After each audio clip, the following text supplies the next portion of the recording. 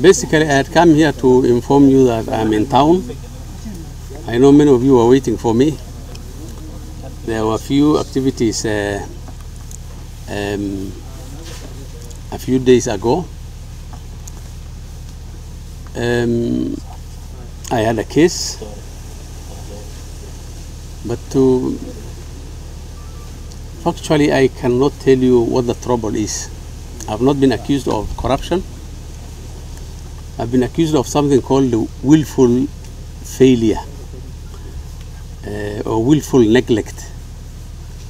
I don't know whether that's a crime. It's basically a question about my leadership, and I want to assume that the competent prosecution have a way of explaining that, but we are going to get to that stage. I tried to ask my lawyer, and my lawyer is the Grand Mullah. I told him, what is this case?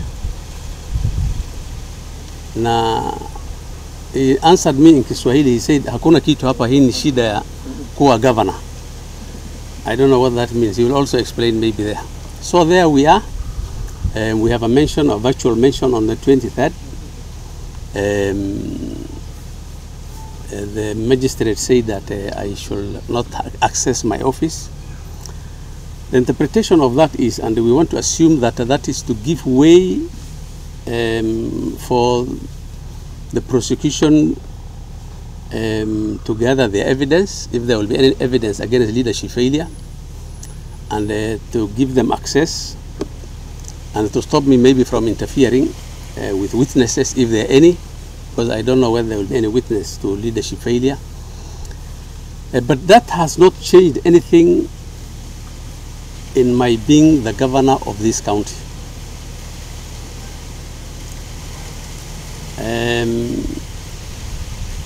I will continue to run the government as by law,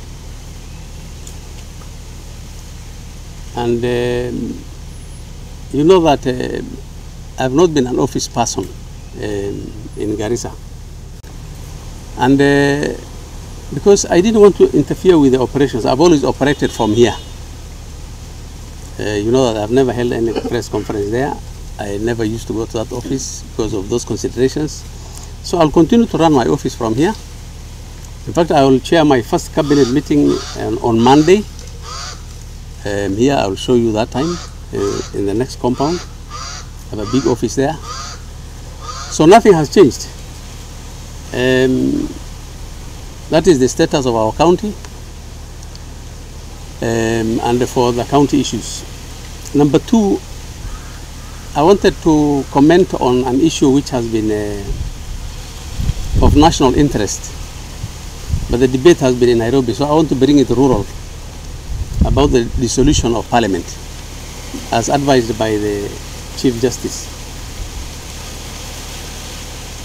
You know that both houses of the National Assembly and the Senate have not been very friendly to devolution. In fact, I want to admit that they have been a very big bottleneck or a hurdle to the advancement of devolution. So ideally, as governors, I think you will expect that we should be happy that Parliament is being dissolved, that the members of Parliament will come back here to seek votes, that we will get an opportunity to fight our political opponents. But I think there's a bigger national interest than all those petty issues. This country is on a very weak foundation today from a health point of view. We have the pandemic. We have serious security issues. We have very serious economic issues. We have very serious political issues. And because of these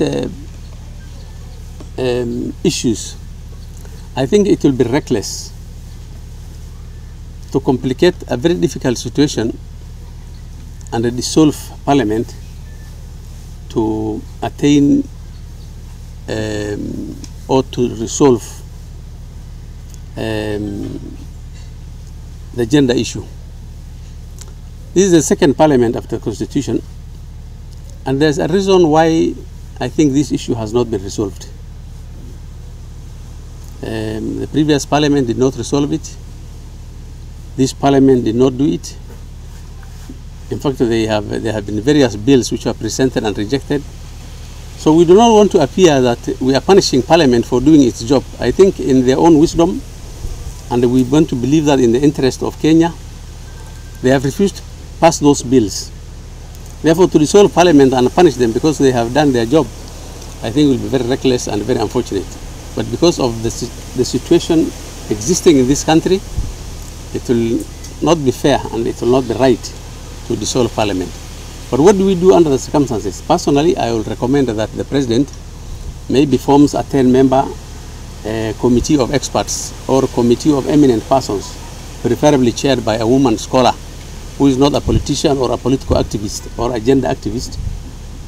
And he gives them about 60 days maybe to make recommendations on the way forward on the gender issue. And whatever recommendations they bring, I think should be made part of the BBI changes which are intended to be brought to the National Assembly and the Senate. So I think those are my recommendations on that national issue.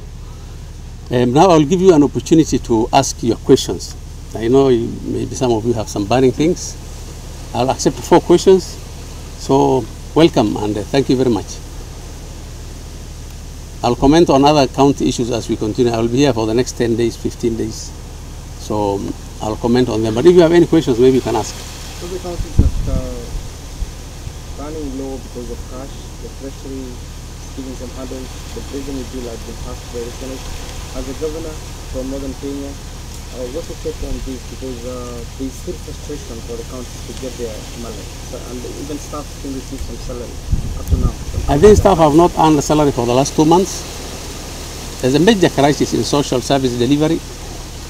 There have been a few things which have been going on in the corridors of the National Assembly and the Senate.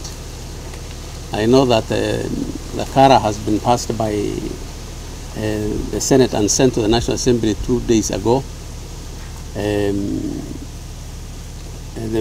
The CS Treasury had promised to release money, I think 2 weeks ago, but nothing has come. So I want to admit that there's a major crisis in the counties and it needs to be resolved very urgently. And I would like to appeal to the Parliament, both houses, and to the Treasury to fast track whatever is going on so that we can have access to these resources, so that we can pay salaries and we can continue delivering social services to the people. Second question? Yes. Okay. My name is Galgalo. Yes, Galgalo. I'm asking completely a different issue. Garissa County is among counties that border Somalia, and there is a recent recommendation issued from the U.S. government to be allowed to use drone within the Kenyan territory. As a leader in this county, I would want to know your reaction on that proposal. Bearing in mind that the use of drone in countries like Yemen, Afghanistan, and Pakistan have caused a lot of devastation to the population. Okay, national security is not one of my mandates. I can only comment on the part to do with the interest of the local population. I think we will be against anything which will inconvenience the local people or maybe threaten their own personal safety and security. But since we don't know the details of whatever is being proposed, I will only urge that maybe whatever is in the programs be made public so the public can assess them. We leaders can comment on it, but it will be unfair really to comment on an issue whose details are not with me, and I may not know exactly what its effects are and what the operational details are. So maybe we will look for more information, but assure you that we will secure the interest of our people at all times. Maybe a word of advice to the resident, because some people have taken the case out of proportion. Which one? And most of our people are illiterate. Maybe a word of advice to the larger population. Yeah? Yes, I think it's very unfortunate that people are exchanging abusive and hate poetry and songs and dances. I want to discourage. There's nothing clan about this. There's nothing tribal about it. There's nothing personal about it. Whatever I'm facing are occupational hazards. You are in that office, you will face trouble. It will be there every day. The only escape route is to go home. And as I said the other day, I have a big herd of camels. Maybe I can go and look after them. But so long as I'm here, talking to you, holding that big office, then we shall continue to face these occupational hazards.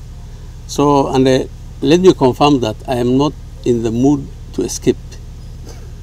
I am here for, inshallah, God willing, for the next 2 years. I will defend that seat vigorously when the time comes in 2022. So I'm here for the long haul. So we only have just to develop very thick skin to bear the consequences of holding the office. But I want our people to be brothers and sisters and live peacefully and leave personal issues out of this. There's no mistake by the DPP in prosecuting me. That is his job, and it's my job to defend myself. I will defend myself up there. There's no mistake or offense created by the EACC. It's their mandate to prosecute. If they think there's something to prosecute, and that is what they have done, I have no argument with that. I will defend myself. For the people, I am still their governor. We will continue delivering services for them. They need to live peacefully, and they need to live personal issues. For those who have come out to support me, a politician always needs support. I appreciate, and I want them to celebrate my goodness in very positive ways, but not by abusing others. In fact, I need everybody on board to be with us, to support us, and we don't want to isolate anybody, any community, any person. So let's coexist peacefully.